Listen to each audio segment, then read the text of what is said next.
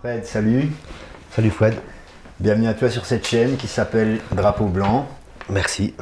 Donc une chaîne qui est un espace de parole pour les Louviérois. Tout ça dans un esprit de paix.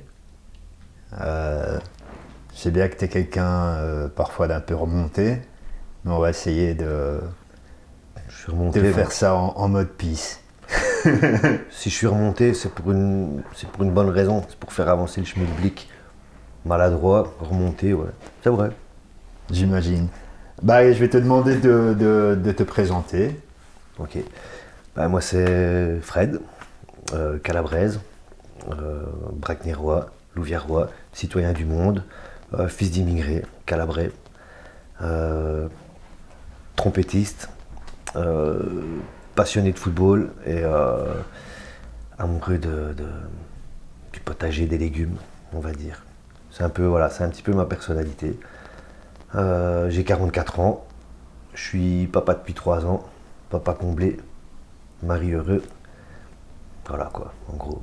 Ok, super. Et donc, trompettiste, c'est le deuxième trompettiste que je reçois en peu de temps. Ouais, ça va bientôt s'appeler Trompette TV. Dominique, ouais. Alors, on va parler un petit peu de ton parcours dans la musique. Mm-hmm. Alors, tu as fait partie du groupe Super Amazon. Ouais, entre autres. Ouais. Entre autres. Ouais, ça c'était, c'est le projet, on va dire, qui a sa plus grosse part dans le cœur et dans la tête, on va dire, surtout dans le cœur. C'est pas le premier en fait. Non, c'est pas le premier. Mon premier, c'était en 99. En fait, pour l'anecdote, je revenais d'avoir été jouer avec un pote au foot, avec les autres potes du quartier. Et donc on revient, et on passe devant une petite maison pas loin de chez nous. Et il y a Ludo Legrand qui est sur le pas de la porte. Et on se connaissait du foot du quartier. Je savais qu'il faisait un peu de musique. Je devais avoir 18 ans, je crois, à l'époque. Ouais, juste comme ça, 18 ans. Donc 99. Ah non, 99 c'est 98. C'est 98. Donc 98, j'avais 21 ans, exactement. Et c'était l'été. Donc comme je disais, on revenait d'avoir été faire un match de foot avec les potes. Et Ludo nous interpelle. Ouais les gars, je sais que vous jouez de la trompette tous les deux. On monte un projet de rock reggae avec mon frère. Ça vous dirait de venir? Bah ouais, ok. Donc on rentre chez nous, on savait que la répète était le lendemain. Donc le lendemain, on prend notre instrument, on va chez Ludo, et de là, premier projet. Ensuite, j'ai rencontré Manu Gabriel, que je connaissais depuis que j'étais gamin. On jouait déjà au hit parade sur le petit muret chez ma grand-mère dans la cité partagée à Brecny.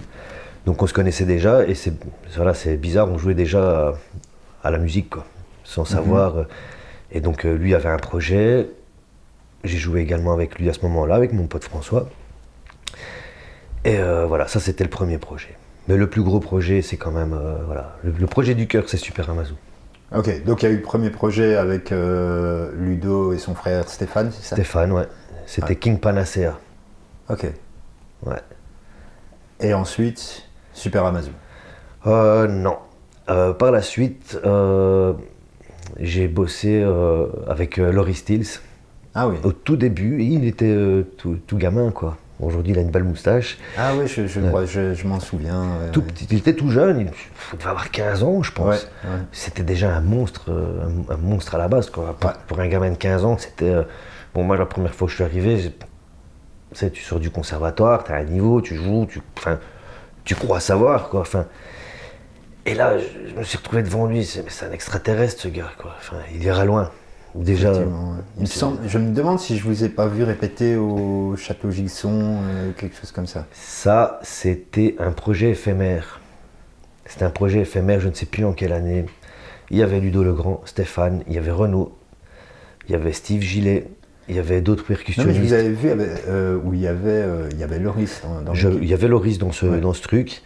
La batterie, c'était Ludo. C'était un projet éphémère, en fait. On avait joué aux Fêtes de la Jeunesse sur la place Mansart. Ok. Et il y avait Renaud donc, qui scratchait. Ah C'était ouais, vraiment un juste. truc. Et alors il y avait Manu Gabriel au chant, il y avait Birard. Ah ouais. Il y avait Birard, il y avait Bruno Manfrin aussi comme MC. Ouais, en fait, on avait un projet qui était. C'était en fait le premier projet que j'ai fait avec Loris. Ça s'appelait Natural Born Groovers. Ok. Ouais. Et on a fait des chouettes trucs. Franchement, c'était du feu, quoi. C'était des jeunes. On était jeunes. Même moi, j'étais jeune. Bon, Loris était beaucoup plus jeune, mais c'était un truc. La patate, quoi. On faisait des trucs. On prenait des risques, en fait. On prenait des risques, on faisait des trucs. On se disait, ouais, on fait ça, on y va, on fonce. Et on se donnait les moyens d'arriver. Il y avait les frères Chenis aussi. Il y avait Pierrick qui a joué à un moment donné. On avait 2 batteurs. Donc ils s'alternaient un peu parce que on était fous à l'époque. On était fous. C'était un projet, on était 10, 8, 9, 10. Ok. Ouais. Ouais, moi j'ai toujours aimé ce truc de grosses formations parce que je viens des fanfares, des big bands, tu vois, des orchestres symphoniques. J'aime bien moi ces gros trucs. Et Super Amazou, c'est né comment?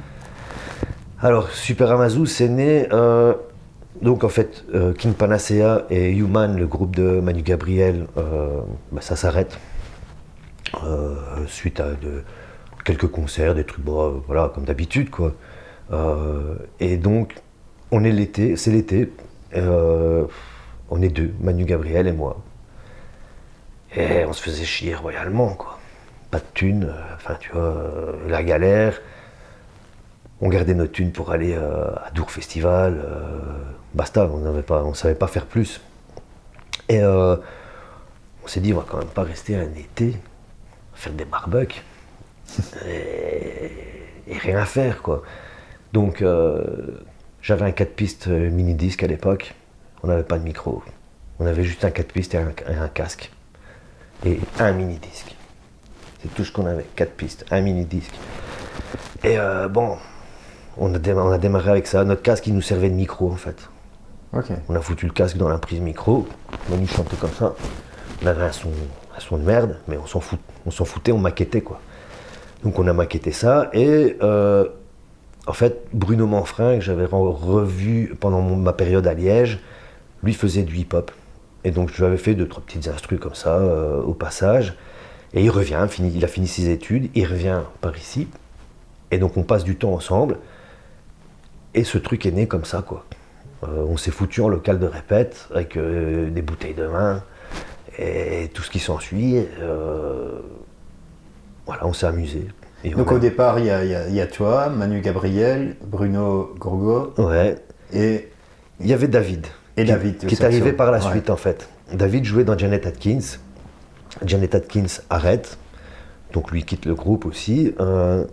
Et un pote commun vient nous voir et dit ouais, j'ai mon pote David qui joue du sax, il a plus de projet, si jamais vous jammez encore le soir, dites-lui quoi. Bah, écoute, tu le vois, ouais, dis-lui, demain on jamme à 19h, rendez-vous tel endroit. Il vient et on a jammé. Moi j'avais un compère au saxophone que je connaissais déjà d'un big band de jazz qu'on avait ici avec l'Athénée provinciale. Donc je le connaissais parce qu'il est de Bracny, qu'il a joué au foot à Bracny. Lui était un peu plus vieux que moi, donc on n'a jamais joué dans la même équipe, mais on se connaissait. Et voilà quoi. On a commencé comme ça. Et puis on avait un concert. En fait, pour l'histoire, en 2000 ou 2001, je crois, je commence à travailler à la ville ici comme éducateur. On va à une manif. Et on se retrouve dans le car en rentrant avec Stéphane Mancy, Sandro Baguet, Manu Gabriel et moi. Et on discute, ouais, on devrait faire un 1er mai alternatif parce qu'il ne se passe rien à part les soirées barbecue au muguet et les pains saucisses. Enfin, tu vois, il ne se passait rien. Nous, on voulait un truc alternatif de gauche. Un peu plus à gauche. Et on se dit, on va organiser un truc. Ok, on organise un truc. Ouais, mais il faut des groupes. Pas d'argent. Comment on fait? Bon, ben écoute, on a joué. Non, je me trompe. La première année, on joue avec Natural Born Groover, un truc aux rues. Deuxième année, Donc je bosse à la ville, on repart sur l'organisation avec Stéphane et Sandro et toute la clique. Mais pas de thunes, on avait besoin de groupe. On se dit, bah, on va jouer. On avait commencé à répéter au mois de juillet. Le truc, c'était pour la rencontre, c'était au mois de décembre. Un truc comme la manif se devait être au mois de décembre, quelque chose comme ça. On a 3-4 mois pour organiser le truc, pas de thunes, pas de subsides, fallait pas rêver, on n'allait pas avoir des subsides de la ville pour faire un 1er mai communiste, quoi. Enfin, tu vois. Et donc, besoin d'un groupe, on va jouer.